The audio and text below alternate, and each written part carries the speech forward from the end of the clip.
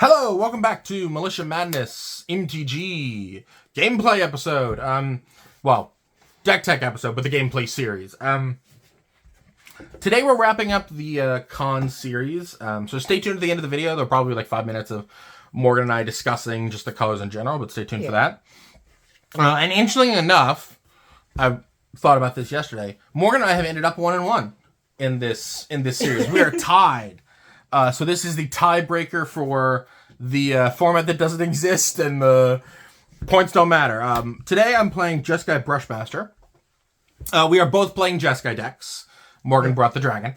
I'm playing Jeskai Brushmaster. One in a Jeskai for double striking prowess.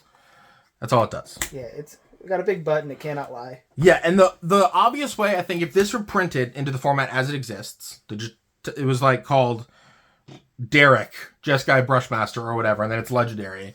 Or Hunter, Jeskai Brushmaster. They gave it a name.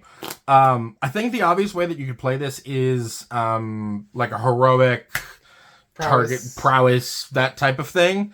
I don't want to do that, A, because we've already had that on the channel. So if you wanted to play that type of deck, there's already a template that exists that you can go play it. And what I wanted to play was Inside Out Combo. That was a deck that when I first started getting into Pauper. It was like one of the first combo decks that I ever saw that was like consistently top 8ing or top 16 or stuff like that. Essentially, the original combo rotates around Tireless Tribe.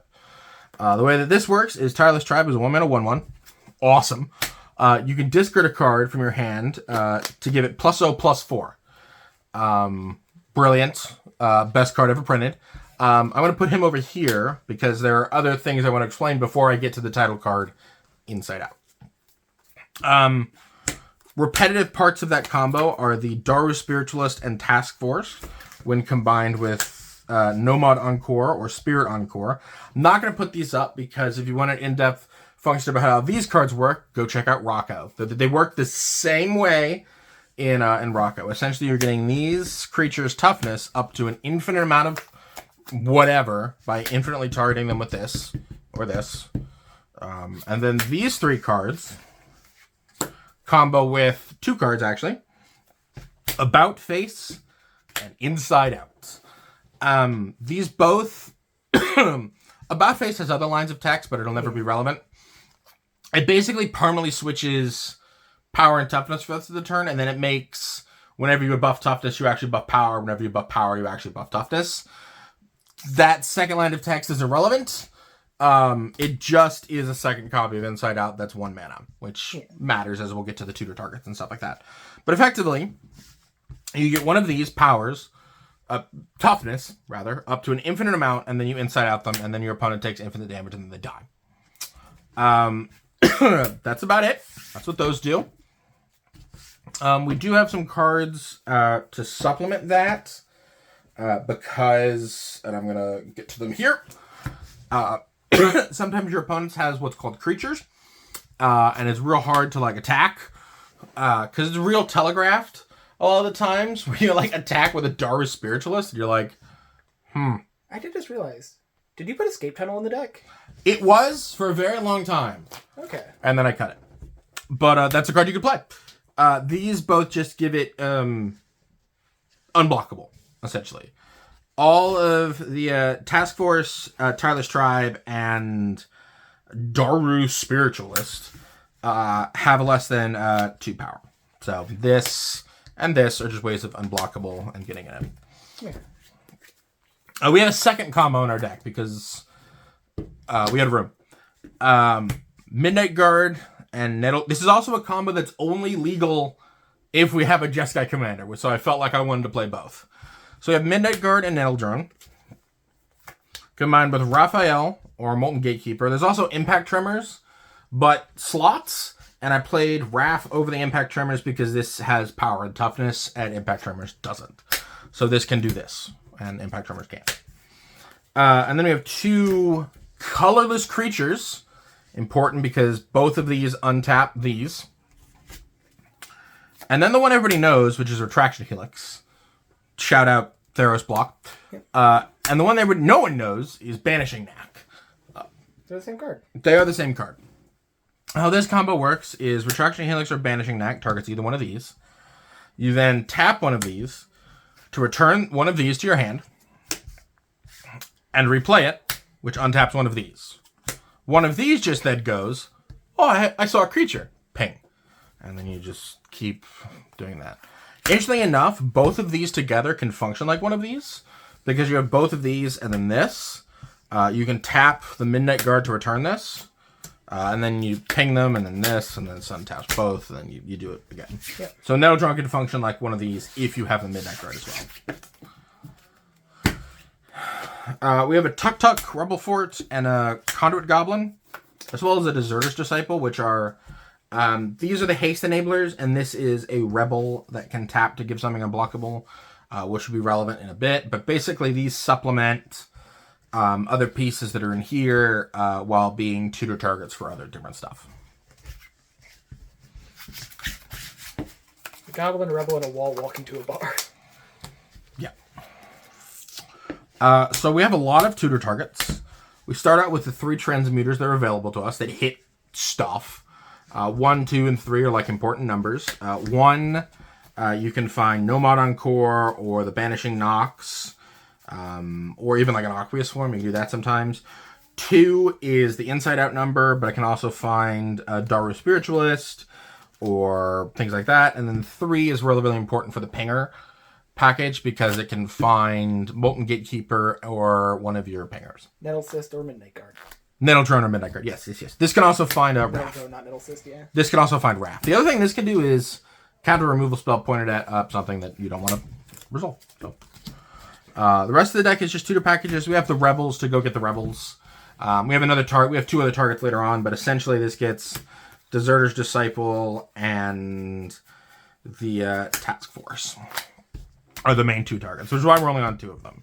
You could play, like, theoretically, I was on a lot more in, like, a full Rebel package and a Basilisk Gate because being able to target the flyers and whatnot that it gives you, but then I was like, I don't want to do this. Yeah, I also think we're overusing Basilisk Gate a little bit. Yeah, in lots of different decks. It's, yeah, again, we said in a podcast earlier, but like, Basilisk Gate and all the gates is like, if you want to get in this format, that's a really smart investment place to just start. But yeah, I don't think it needs to go in as many like decks as we necessarily put it in. Mm-hmm.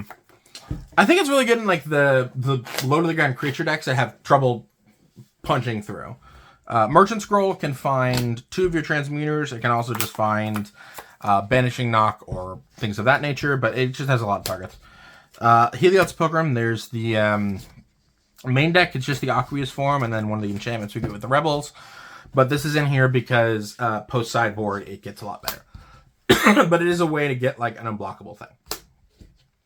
And being at 3 mana means that weirdly enough, if you have lots and lots of mana, you can like play the Shield Wall Sentinel to then go get the 3 mana transmuter to then transmute for this, to then cast this, to then go get Aqueous Form. You can like really tutor chain to tutor to tutor to tutor a lot. You gotta get a cat to get the rat, then you need to get a dog to get the cat. Yeah, you know, lots of things tutor for lots of different things. Goblin Matron has an unblockable thing that it can go get. It also has a haste enabler that it can go get.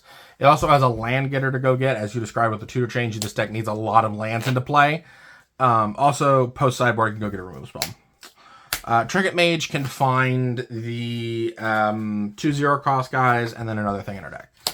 So that's it. Basically, all of these cards are dedicated to finding and executing your combo. So this is not a deck. Well, A, it's not a deck that exists. But B, if it did, you'd want to sit and playtest it a lot and get comfortable with the lines. In terms of like interaction, negate, lose focus, just ways of interacting with my opponent, so I'm not just sitting here waiting to die. Behold and Unfathomable Truths. Ways of drawing cards. Important because Tireless Tribe discards them. So A, these give you the pieces to be able to discard. And B, after you discard and they blow you out, which will happen sometimes, these allow you to recuperate from that type of game. Mandibular Kite is the tutor target off of Trinket Mage. This is a tutor target off of the 4-mana Defender. Ignore the phone in the background. This is the Rebel instant speed removal spell. And this is the land getter for both Goblin Matron and the Rebels. And then in terms of other things, we're on all 3 of our cyclers. Lands are just really, really important. We want to be putting one into play every single turn. 1 landscape, because it's Jeskai. A mountain, 3 plains, 3 islands. Just a hard math thing. I put it into generating this when it told me to do. Oh, there we go. All 6 dual lands we can play with basic land types. We're playing them. And then the 3 Avatar sack lands, and then the 1 Streets of New Capenna sack land.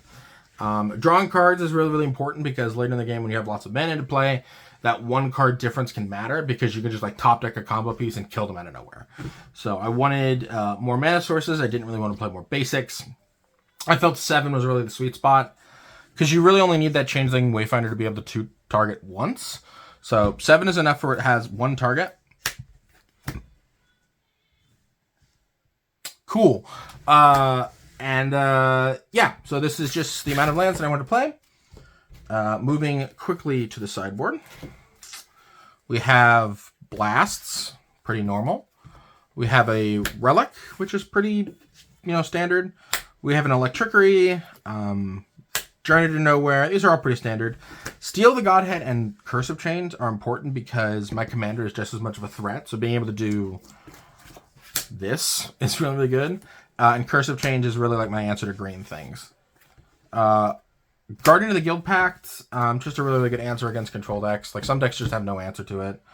Murmuring Mystic, answer to mid-range decks. Again, some decks just can't deal with it.